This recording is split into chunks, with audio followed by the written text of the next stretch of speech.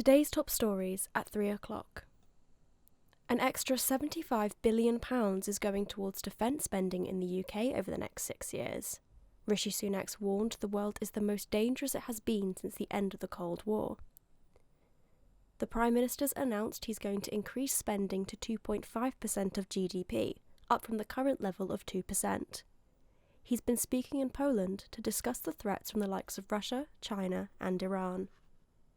The new assertiveness of these authoritarian states far from our shores must concern us, because they are increasingly acting together against the fundamental values that we all hold dear, of democracy, freedom and the rule of law.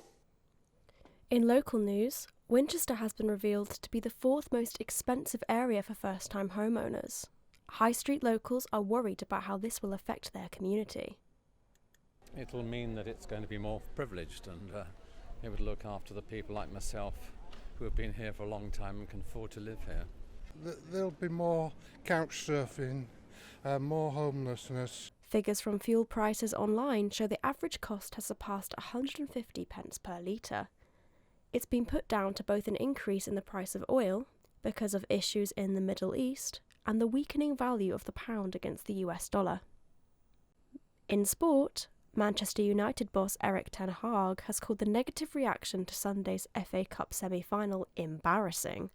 His side have been criticised for letting a 3-0 lead slip against championship opponents Coventry to eventually win 4-2 on penalties at Wembley.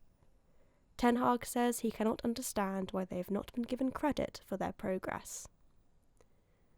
And Britain's Emma Raducanu says she's encouraged by her recent displays as she continues her tennis comeback.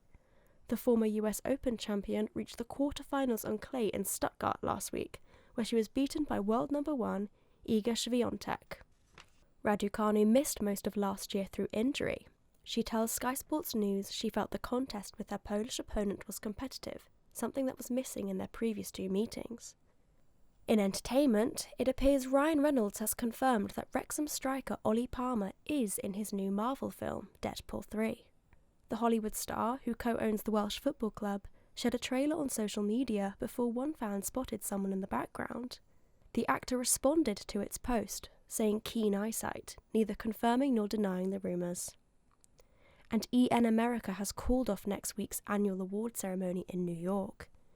It's been repeatedly accused of downplaying atrocities against Palestinian writers and journalists since the Israel-Hamas conflict began. PEN insists it's condemned the loss of life in Gaza and called for a ceasefire. That's the latest. I'm Molly Keane.